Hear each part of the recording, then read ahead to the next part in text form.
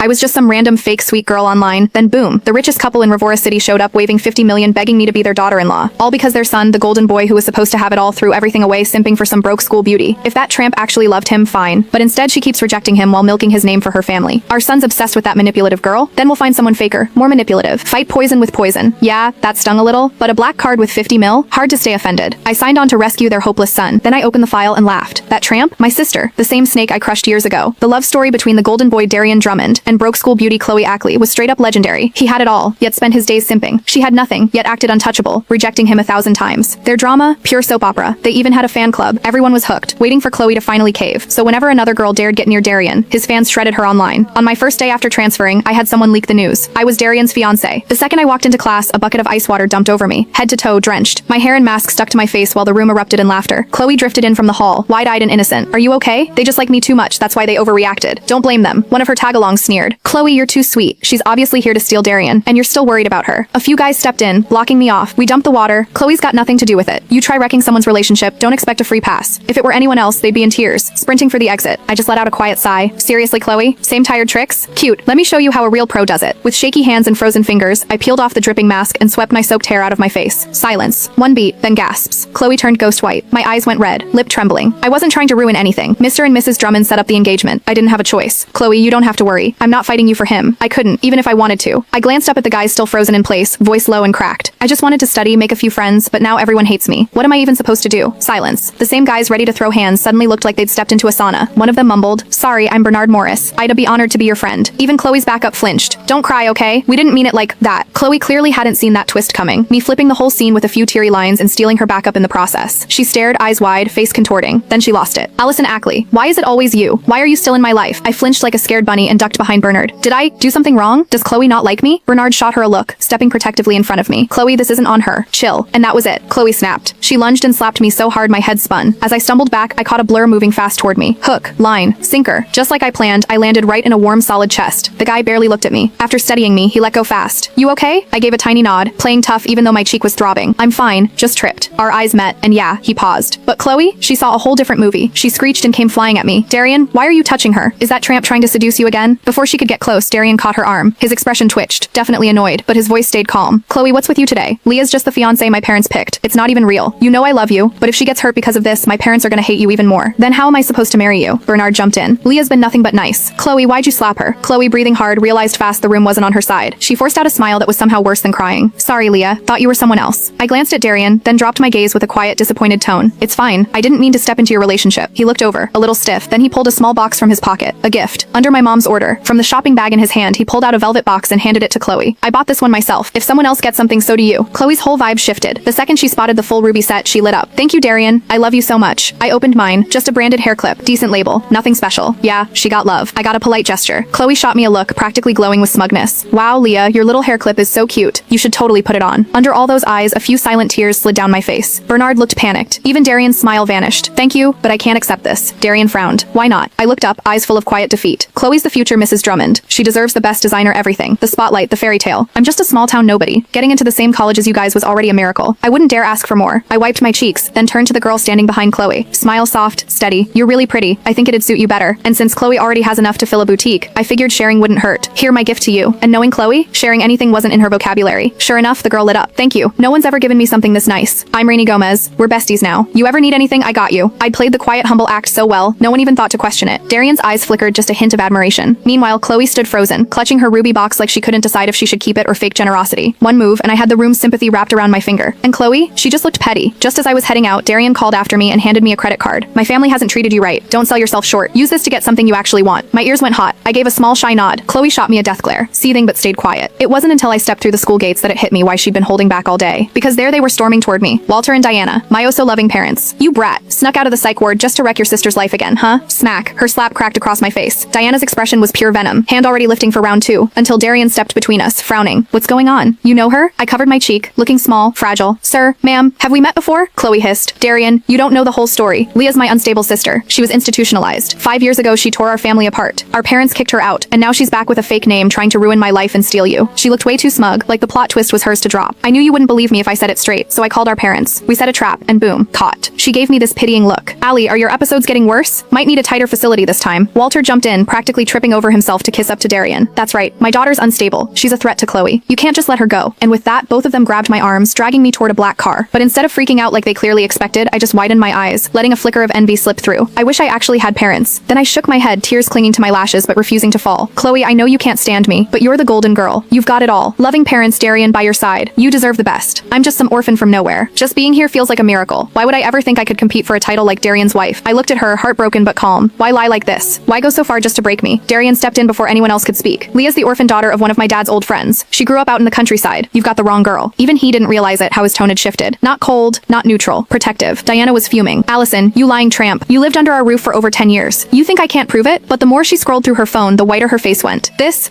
can't be right. Chloe leaned in, nervous now. But no matter how deep they dug, they came up with nothing. No photos, no proof, no trace of me anywhere. Of course not. I'd never show up without scrubbing every detail first. The Ackleys always hated me, like they'd ever keep pictures of me around. And with the Drummonds backing me, every loose end had already been erased. That's enough. How long are you gonna drag this out? Darian snapped. His patience was shot, and honestly, he'd never liked Walter and Diana to begin with. Now even his tolerance for Chloe was running out. Chloe froze. Darian, you don't believe me? Leah really is my crazy sister. He sighed, rubbing his temples. I thought you weren't like your parents. But look at you teaming up to tear down a girl who's done nothing wrong, kicking her while she's down. I'm seriously disappointed. Chloe started to speak, but I gently reached for her hand. Chloe, I grew up without parents. I know how hard that is. If you really thought I was your sister, maybe it's just been too long since you've seen her. You should go visit sometime. I bet she misses you. One line. That's all it took to lock in the image, kind, patient, heartbreakingly gracious. And at the same time, I reminded everyone just how badly the Ackleys had failed their other daughter. I saw it in Darian's eyes. The shift. Pity was gone. Something warmer had taken its place. And that kind of look, that's usually how love starts.